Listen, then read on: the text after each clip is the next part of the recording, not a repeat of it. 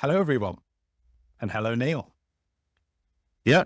Hello, everyone. Good to be back and good to see you again, Gary. We've got, I think, a bit of an epic, haven't we, that we're about to launch into now, haven't we? I think. Yes, I'm excited to announce that we have a two-part special. We blew our travel budget, didn't we? Took a trip on the train to Liverpool where we visited some vinyl stores and met some really interesting people. Yeah, we had it was a great day, really interesting day, wasn't it? And I think our budget just about stretched to a couple of coffees and the odd vinyl purchase as well. So, looking forward to talking about them. So let's take a look. Well, Neil, here we are in Liverpool, widely renowned as the UK's #1 music city. Or is it #2? It's contested. Let's not get into it here, but It's probably #2. Yeah. Yeah, we are. And so why are we here, Gary? Well, we've come to visit one of our favourite venues, haven't we? We have indeed the legendary Jacaranda, which is alternatively known as a Vinyl Club HQ 2.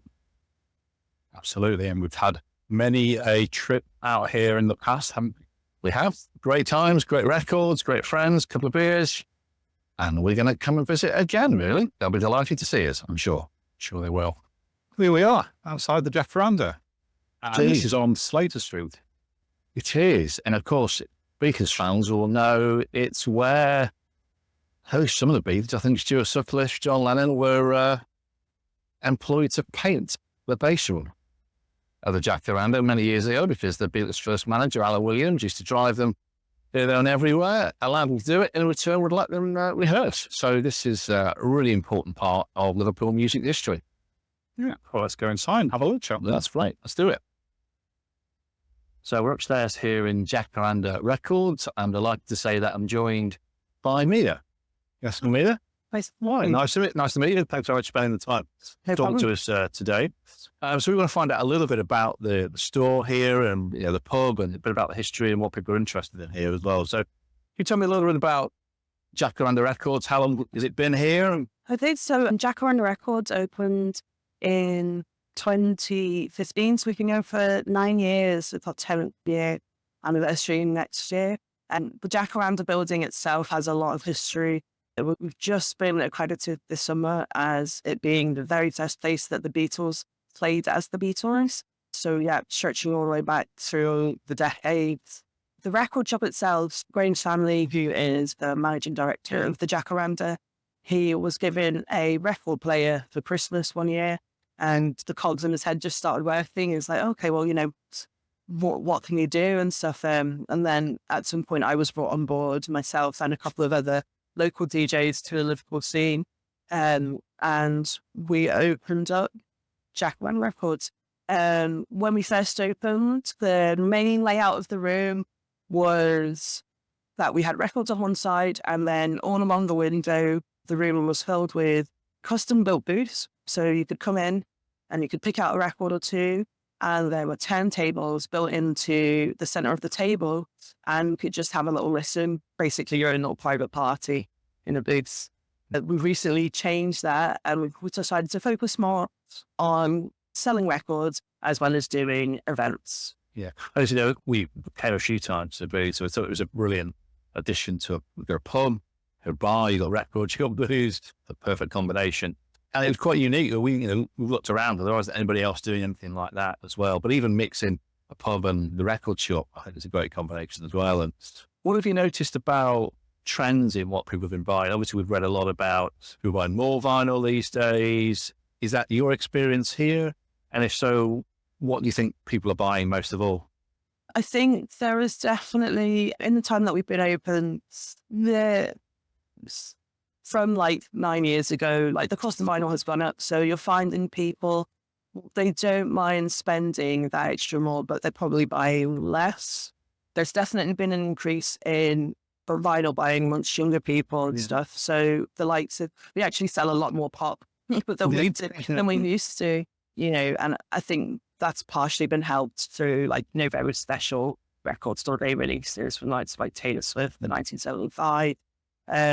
You're also seeing a lot of those kinds of reissues of things that have like been out playing for so long, the hidden gem albums that, no one really knows about from a band, finding those getting repressed. But you will, I think, definitely there's been more of a push towards making the purchase of an album. It's more like you're buying a package. Yeah. So you'll have like the extra elements added into it. It'll be a special color, it'll be a limited edition sleeve, that kind of thing. It's like an event purchase, isn't it? I think that's becoming more and more, I think, isn't it? And what strikes me here is you've got such an eclectic range of records here as well. That's always interesting about different stores, what they choose to focus on. So what informed your buying strategy here as well? We've always tried to be, cater to as many people as possible. Like myself, I listen to and I play all kinds of music. So we definitely probably do sell more rock and indie, but we also try to, there'll be a nice mix of like mainstream favorites and then like slightly deeper underground cuts that you wouldn't necessarily expect to see somewhere. So you can cater to the more casual buyer, and you can also cater to someone who's a bit more of a digger as well. And of all the things that you've got in stock recently, put you on the spot, which one you think I should really investigate? Should you really investigate? Oh, goodness. I think in the last, this is probably a bit of a self-promo. So we're part of the Dinks Collective, and so we get special pressings made up. One of the recent Dinked editions that we had out was by a band called Banana Gun.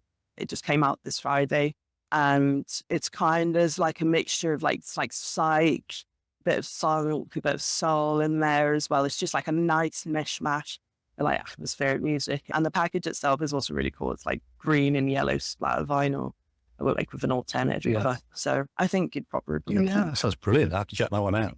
And just finally, obviously, it was a vibrant musical city.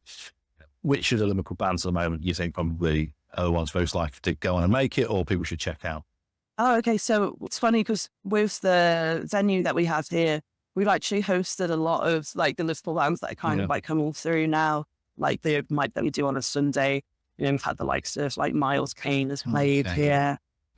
Some of the guys from Coral, they've done their Sportsman and stuff. My personal favourites are Stone. They're like up and coming. They've only just released their debut album this year. And like they're this like super charismatic, super energetic. Trying to think who else.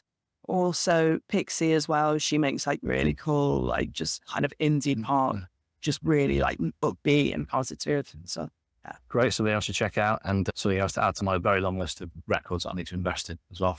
That's never ending. That's great. Lovely to see you anyway, mate. Thanks and good luck with it all. Thank you.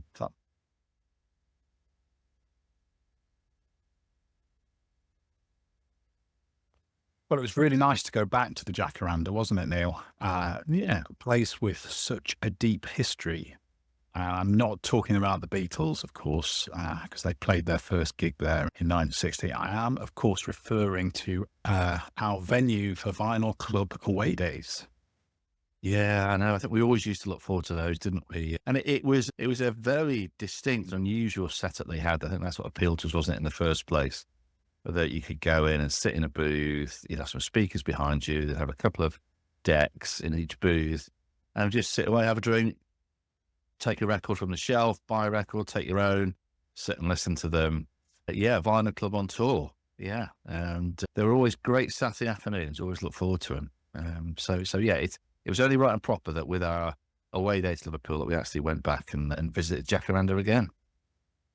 Yeah, I used to love that experience. In fact, it wasn't too dissimilar to what we did over in Altrincham not so long ago.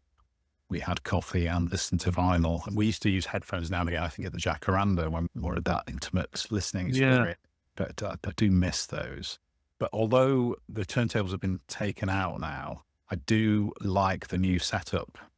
Despite the obvious hazards of mixing fluids and the vinyl in the same place, I really like having the bar area right next to the vinyl racks with tables and chairs to sit at.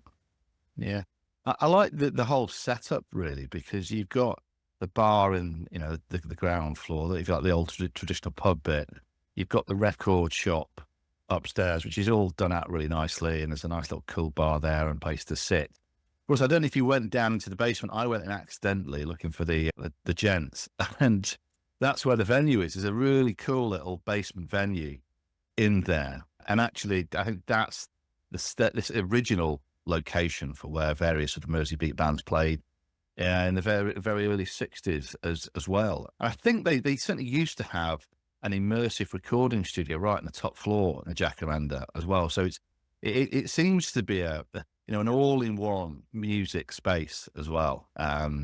It's a great place, and they're always so friendly when you go in there as well, aren't they? That's what I find. Yeah, I love the way you can browse through the vinyl, grab a coffee, or in our case, we had a small beer, didn't we? But a note to viewers, it was after midday, so we didn't break that important unwritten rule. It's nice to kind of just relax and have a beer and look through the vinyl.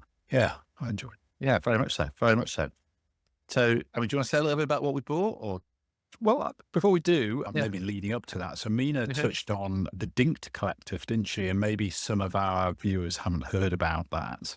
So, as Mina was saying in the interview, Dinked Records is a collective of independent record shops that sell dinked editions of vinyl releases. Yeah, and I don't know if you know this, the term dinking, have you ever heard of this term before, dinking? And I don't mean football. no, I hadn't heard of the Dink Collective either. So I'm intrigued to find out what dinking actually is, Gary. Enlighten me. What is it? I've done some research, and it's used to describe making the hole in a 7-inch single bigger so that it can be played on a jukebox. No way. It is. No way. Wow.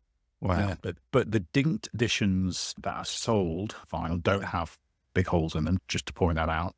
They're more about a limited edition, special release, maybe coloured vinyl and so on.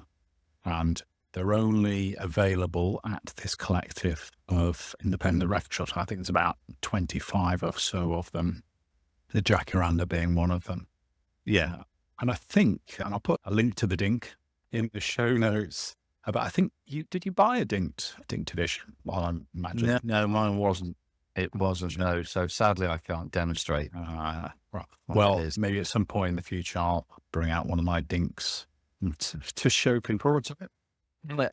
Yeah. Anyway, what did you buy, Neil? I can't remember. So this was on the recommendation of Mina, actually, and it's the latest album. It's only just come out by an Australian band, Banana Gun, and the album is called Why Is the Colour of the Sky? ? If I put up in the screen. It's their second album. Their first was about 5 years ago, and I think because of the strict COVID regulations in Australia, they were not able to meet and play for quite some time. And it was, whereas the first album, I think, was most of the work of the founder and multi-instrumentalist Nick Van Bakel. This is much more of a collective effort, and there's more of a groove effort, I think, to this. And not being a band I'd heard of before, it's great. I really enjoyed listening to this. So how would you describe it? It's probably best described as being a sort of a late 60s West Coast America, psychedelic, trippy, groovy, something that sounds a little bit ramshackle and homemade, but actually is really tightly played. And there's something wonderful about the production, I think, here, that they've given it a bit of they're not really 60s revivalists by any stretch of the imagination, but it's got a bit of that naturalistic feel to it. The cymbals sound unproduced, unlayered. And it's a cracker, actually. So that was a real bonus picking that up. Actually, recommend that Banana Gun. Actually, there's a review of this album in the latest edition of Mojo, which I received just the other day, coincidentally. And again, they seem to like it, whatever that's worth. But there you go. What about yourself, Gary? What did you get? Well, I bought something a little less unique, an album from 2014. So you see that. It is the album Pinata by the hip-hop duo Freddie Gibbs, probably one of the most prolific hip-hop producers, Madlib. It's been one of those albums that I've always been on the cusp of buying, but there it was the other day, small beer, just couldn't resist it. Absolutely. They know what they're doing, don't they? They get you to buy some alcohol, and then you just spend whatever it is on whatever they've got in front of you. So, absolutely model. Yeah. And This was his first collaboration with Madlib. He did another one afterwards. His collaborations all seem to be the better ones, in my opinion. And like the other contributions on this album, there's probably half a dozen contributions, but a couple of my favourite hip-hop artists, Earl Sweatshirt and Danny Brown, are on there. Yeah. I really like. I think it's an hour long, this album, and I've streamed it quite a bit in the past. It's one of those albums that flies by, even though it's an hour long. Yeah. It's just great. And the transitions between the songs and the way it all hangs together are fantastic as well. It does come on it's a double LP, so it'd be quite interested to see. I haven't had a chance to listen to the vinyl yet, but it'd be quite interesting to see how that kind of works with the gaps between the tracks. It's quite those, but I'm sure it'd be great. That's a point. What are your thoughts on albums that are kind of broken up, multiple discs? Yeah, I was going to ask you that, actually, because I think on the one hand, it does require you probably to listen more intently to the 3 or so tracks that are on each side. But ultimately, I do find it quite frustrating because I like to be able to get into it. And sometimes an album side takes 2 or 3 songs just to sort of get you into it as well. And I get a bit frustrated by it, actually. I'm trying to think of an example of this. The second Black Country New Road album, which is, terrific album. I really like that. But I find it a bit frustrating when every sort of 15 minutes I've got to go up and turn it over rather than just letting it play through. But if it's an hour long, yeah, I suppose, the still condition you see to albums being about 45 minutes long. And I don't like albums longer than 45 minutes. I think that's probably my issue. And this is the plagued by the legacy of CDs, aren't we, and streaming, that people put loads and loads of things on it. And I'd rather have 45 minutes of a decent album rather than loads of sort of filler on just to justify the extra cost of that. So, yeah, I suppose curmudgeon the old me, keep it to 2 sides, keep it to 45 minutes, and I'll be happy. Yeah, I tend to agree. I mean, in this particular case, 60 minutes flies by on this album, so there aren't, say there are many fillers on there. It's that compromise, I think, on the vinyl side, the quality of the pressing. Yeah, bigger grooves across 4 sides, and it's going to sound better. I guess if you've got you don't mind turning a record over once for an album, maybe what's another flip. Yeah. So I don't know. I'm torn between them, but it's a great album either way. And I'll look forward to listening to that soon. Yeah. So on to our next stop on our magical mystery tour. Just around the corner from the Jacaranda, we paid a visit to a store called Dig Vinyl. So let's have a look.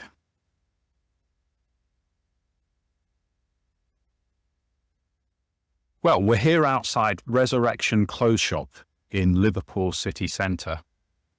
Neil and I haven't come to buy matching retro shell suits. We've instead come to see Dig Vinyl, which is located right above Resurrection in Liverpool city centre. Let's go and have a look inside.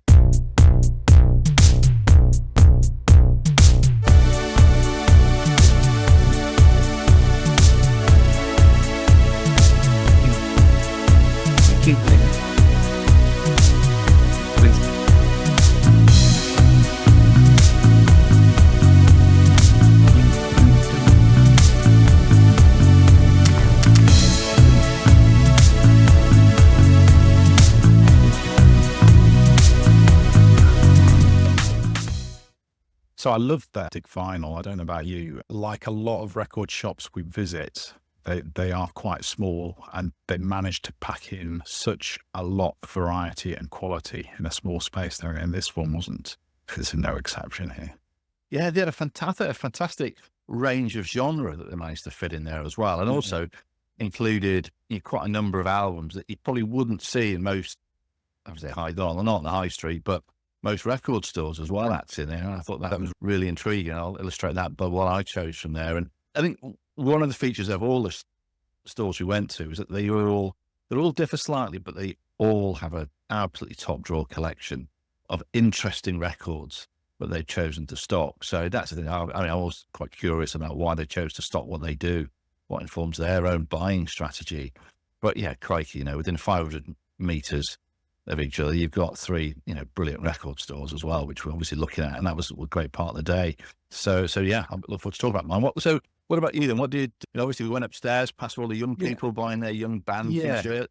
Yeah, it's an unusual location, I suppose, isn't it? You have to walk through a clothing store, up some stairs, through the continuation of the clothing store, and it's left-hand corner next to a barber shop. I don't know if you noticed, there's barbers next door to it. So you can find your deep cuts at Dig. Good. Door, you wait it and then go next door for your sharp cuts. Yeah, I did see as we walked up. Yeah, I did think that was an unusual combination. I don't know if there are many record stores that share a floor with a barber's. I don't know, but certainly if you're on Bowl Street, get your Pink Floyd t-shirts downstairs, get your crew cut upstairs, and then just walk round the corner and you'll be able to get your records as well. So it's presumably that's what every young person wants on a Saturday. All under one roof. You can't be all under one roof. Indeed. No. Yeah. No. Anyway, I can't remember what you bought, Neil. What can you remind me? Well, I think this illustrates the point I was trying to make before, that they sell a number of records that probably I haven't seen before in a record store. And I bought this as it's a bit of a curio. And it's one of the several bands that Terry Hall found himself in the 1980s, Colourfield. To be honest, I haven't heard the album before. Obviously, I've heard the lead single, Thinking of You, which isn't, just a brilliant, really beautiful song. And so, I was really intrigued when I saw this. I thought, it was pretty cheap. So I thought I'd buy this Liverpool connection that's Pete DeFreitas from Echo and the Bunnymen. He plays drums on it. And also, and I didn't realise this, there is a Stockport connection to it as well, because guess where it was recorded? Stockport? Yeah, brilliant. Yeah, Strawberry Studio in Stockport. Yeah. The old 10C studio. So yeah, I didn't realise it was recorded there. So yeah, I was delighted with that little purchase, I have to say. Yeah, really pleased to have found that. I've not seen it anywhere else. So yeah, really good. What about yourself? I know you were looking for quite a while. There's so much choice in there. It's hard to go for them, but I went for something that I've seen at a vinyl store. I don't think I've seen it on vinyl. So DJ Shadow, I'm a big fan of his earlier stuff, and this camel bobsled race, also known as the Hubert. It's a bit of a mix of DJ Shadow's music from his first album, Introducing, which came out the year before this in 1996. That's one of my favorite all-time albums. It has a lot of people, but there's a few other singles kind of mixed in there as well, with a whole heap of samples and scratches and jazz, spoken word. So yeah, I wouldn't say it's his finest bit of word, but it's a bit of a curio, and to see it on vinyl, I just couldn't resist. No, you're a big fan of his, aren't you? So no surprise. Yeah. So that ends part one of our Liverpool trip. We hope you enjoy it. Give it a thumbs up if you did. Even better, subscribe to the channel. Subscribe. Absolutely. Yeah. And we look forward to watching part two with you very soon. Yeah. See you soon.